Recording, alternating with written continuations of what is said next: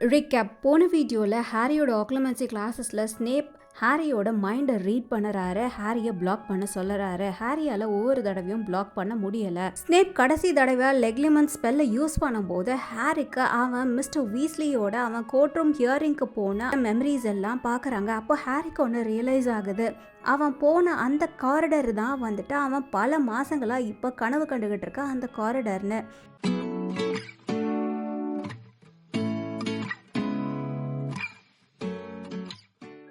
Chapter 25 part 1. அடுத்த நாள் காலையில் அவங்க பிரேக்ஃபாஸ்ட் சாப்பிடும்போது ஹெர்மைனியோட டெய்லி ப்ராஃபிட்டை ஓப்பன் பண்ண உடனே பயந்து போய் ஆன் கத்திடுறா. எல்லாரும் அவளை பார்க்குறாங்க. என்னது அப்படின்னு ஹாரியும் ரானும் கேட்குறாங்க. அவள் அந்த நியூஸ் பேப்பரை ஓப்பன் பண்ணி ஃப்ரண்ட் பேஜை காமிக்கிறா.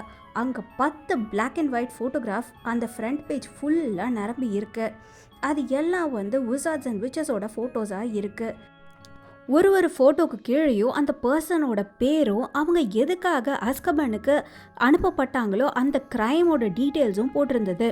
ஆண்டனன் டெலோஹவ் அப்படின்னு ஒரு நீளமான வெள்ளையான ஒரு விசார்டோட ஃபோட்டோக்கு கீழே போட்டிருந்தது. Convicted for murdering Gideon and Fabian ப்ரூட்னு போட்டிருந்தது. அடுத்த ஃபோட்டோக்கு கீழே ஆல்கர்னாட் ரூக்வுட், முகமெல்லாம் பிம்பிள் தழும்புகளால் மார்க் பண்ணப்பட்ட மாதிரியான அந்த ஆளுக்கு கீழே மினிஸ்ட்ரி ஆஃப் மேஜிக்கோட சீக்ரெட்ஸை he whom has not be நேம்டுக்கு சொன்னனால கன்விக்ட் பண்ணப்பட்டிருந்தாருன்னு போட்டிருந்தது. ஆனால் அந்த பக்கத்தை ஓப்பன் பண்ணி பார்த்ததுல இருந்தே ஹாரியோட கண்கள் அந்த விச்சோட பிக்சரை நோக்கி தான் இருந்தது.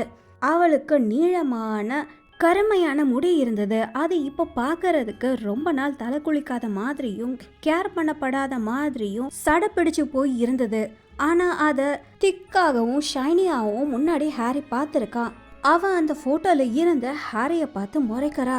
சீரியஸ் மாதிரியே அவளுக்கும் முன்னாடி ரொம்பவே அழகான ஒரு முகம் இருந்தது. பெர்ஹாப்ஸ் அஸ்கபனுக்கு போனனால அவளோட அழகெல்லாம் குறைஞ்ச மாதிரி ஹாரிக்கு தோணுச்சு. அந்த ஃபோட்டோக்கு கீழே Bellatrix Lestrange Frank and Alice லாங் பாட்டமை டார்ச்சர் பண்ணி அவங்களோட சுயநிலைவை இழக்க வச்சதுக்காக அவளை கன்விக்ட் பண்ணியிருக்காங்கன்னு போட்டிருந்தது. பெலாட்ரிக்ஸோட ஃபோட்டோவே பார்த்துருந்ததுனால ஹாரி மேலே இருந்த அந்த ஹெட்லைனை வாசிக்கல. அதை ஹெர்மைனி இப்போ காமிக்கிறா. Mass break out from Azkaban, ministry fears Black is starting point for old Death Eaters. என்னது பிளாக்கா இல்லையா அப்படின்னு ஹாரி சத்தமாக சொல்ல ஆரம்பிக்கிறா. இவ்வளோ சத்தமாக பேசாத, ஜஸ்ட் ரீட் பண்ணிப்பாரு அப்படின்னு அவள் சொல்லறா. ஹாரி அதை வாசிக்க ஆரம்பிக்கிறான். மினிஸ்ட்ரி ஆஃப் மேஜிக் நேற்று சாயந்தரம் அஸ்கபனில் ஒரு மாஸ் பிரேக் அவுட் நடந்திருக்குன்னு அனௌன்ஸ் பண்ணினாங்க. ரிப்போர்ட்டர்ஸ்க்கு அவரோட ப்ரைவேட் ஆஃபீஸில் இருந்து பேசின கார்னிலியஸ் ஃபட்ஜ் 10 ஹை செக்யூரிட்டி பிரிசனர்ஸ் நேற்று சாயந்தரம் அவங்களோட பிரிசன்ஸ்லேருந்து எஸ்கேப் பண்ணாங்கன்னும் இதை பற்றி மகள் பிரைம் மினிஸ்டருக்கு ஏற்கனவே சொல்லியாச்சுன்னும் அவர் சொல்லறாரு. 2 வருஷங்களுக்கு முன்னாடி மாஸ் மர்டரான சீரியஸ் பிளாக் எஸ்கேப் ஆன போது நம்ம எந்த சுச்சுவேஷனில் இருந்தோமோ அதே சுச்சுவேஷனில் தான் நம்ம இப்போவும் இருக்கிறதா ஃபட்ஜ் சொல்லறாரு. இந்த ஒரு மேக்னிடியூட்கான எஸ்கேப் வெளியே இருந்து உதவி இல்லாமல் நடந்திருக்காது. அதனால் Black first person to break out of Azkaban அவர் மற்றவங்களுக்கு ஹெல்ப் பண்ணியிருக்க சான்சஸ் இருக்குன்னும் இந்த இண்டிவிஜுவல்ஸ் இன்க்ளூடிங் பிளாக்கோட கசினால பெலாட்ரிக்ஸ் லெஸ்ட்ராஞ்சே பிளாக்கு அவங்களோட ஹெல்ப் இருந்திருக்கோன்னு ஃபட்ஜ் சொல்லுறாரு. இந்த கிரிமினல்ஸை எப்படியாவது பிடிக்கிறதுக்கு நாங்கள் என்னெல்லாம் பண்ணணுமோ அதையெல்லாம் பண்ணிக்கிட்டு தான் இருக்கோம். மேஜிக்கல் கம்யூனிட்டி எப்பவும் அலர்ட்டாகவும் காஷியஸாகவும் இருக்க சொல்லி நாங்கள் வேண்டிக் கொள்கிறோம். உனக்கு பதில் கிடைச்சிருச்சு பாரு ஹாரி, அதனால தான் நேற்று அவர் ரொம்ப சந்தோஷமா இருக்காரு அப்படின்னு ரான் சொல்லறான். என்னால் இதை நம்பவே முடியலை, இவங்கெல்லாம் தப்பிச்சு போனதுக்கு ஃபட்ஜ் சீரியஸாக எப்படி ப்ளேம் பண்ணுறாரு பாரு அப்படின்னு ஹாரி சொல்லறான். வேற என்ன ஆப்ஷன்ஸ் இருக்கு அவருக்கு அப்படின்னு ஹெர்மைனி சொல்லறா. அவர் இப்போ எல்லார்கிட்டையும் சாரி எவ்ரி ஒன், டம்பிள்டோர் இந்த மாதிரி நடக்கும்னு சொன்னாங்க. ஆஸ்கபன் கார்ட்ஸ் லார்ட் வால்டமோட்டோட ஜாயின் பண்ணிடுவாங்க. இப்போ வால்டமோட்டோட கிரேட்டஸ்ட் சப்போர்ட்டர்ஸும் தப்பிச்சு போயிடுவாங்க. அவர் ஒரு 6 மாதம் எல்லார்கிட்டையும் ஹாரியும் டம்பிள்டோரும் பைத்தியக்காரங்க பொய் சொல்லுறாங்கன்னு சொல்லிட்டு தான் இருந்தார். அவரால் இப்போ மாற்றி பேச முடியுமா அப்படின்னு ஹெர்மைனி சொல்லறா.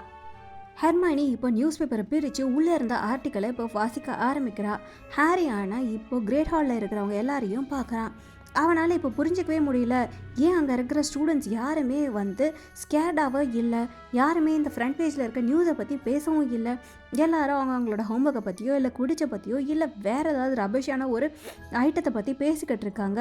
10 more டெத் ஈட்டர்ஸ் இப்போது தப்பிச்சு போய் வால்டமோர்ட் கூட சேர்ந்துட்டாங்க. அதை பற்றி யாருக்குமே எந்த ஒரு கவலையுமே இல்லையா அப்படின்னு அவன் யோசிக்கிறான். அவன் நிமிர்ந்து ஸ்டாஃப் டேபிளில் பார்க்குறான். ஸ்டாஃப் டேபிளில் டம்பிள்டோரும் ப்ரொஃபஸர் மெக்கானகலும் ரொம்ப உன்னிப்பாக ஏதோ பேசிக்கிட்டு இருந்தாங்க. 2 பேரோட முகத்துலேயும் ரொம்ப சோகம் இருந்தது. ப்ரொஃபஸர் ஸ்ப்ரவுட் அவங்களோட ப்ராஃபட்டை பாட்டில் ஆஃப் கெச்சப் மேலே சாய்ச்சி வச்சு அதை வாசிக்கிட்டு இருக்காங்க.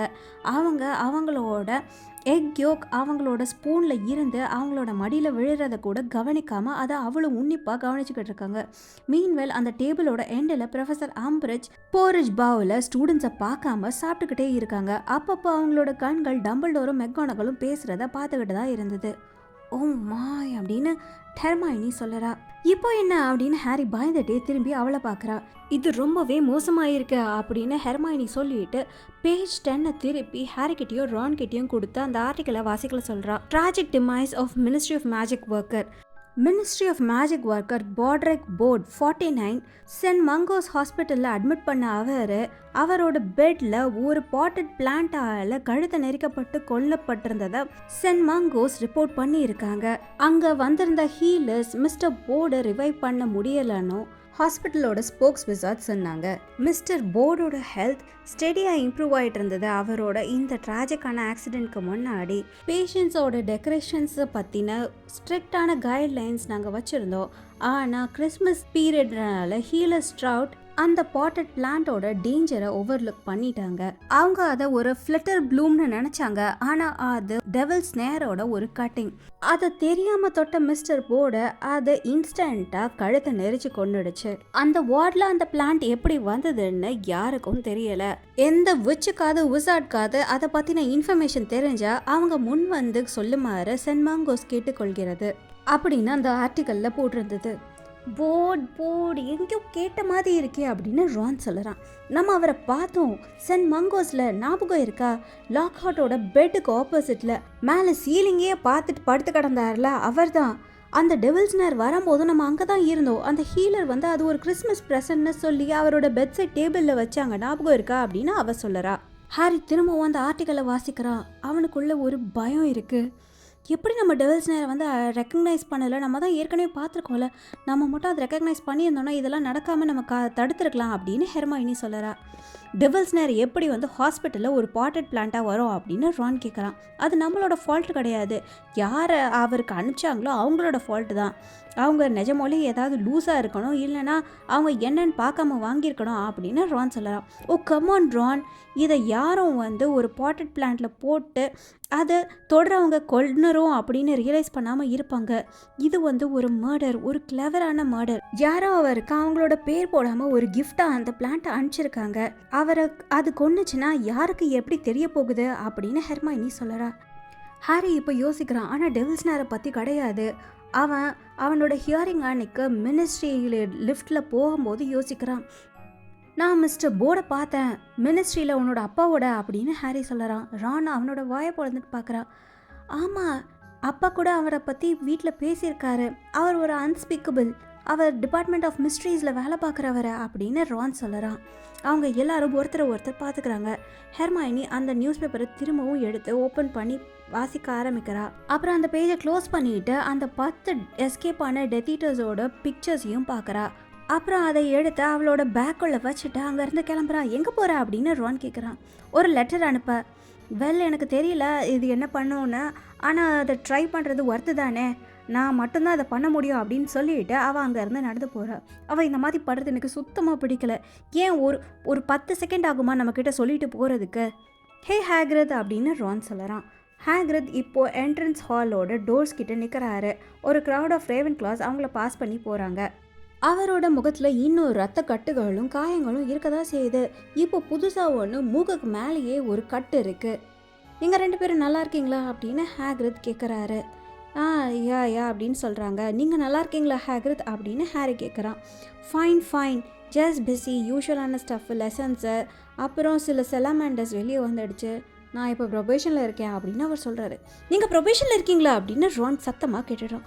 சாரி நீங்கள் ப்ரொபேஷனில் இருக்கீங்களா அப்படின்னு கேட்குறான். ஆமாம், ஆனால் அதை நான் எக்ஸ்பெக்ட் பண்ணது தானே, உண்மையை சொல்லணும்னா.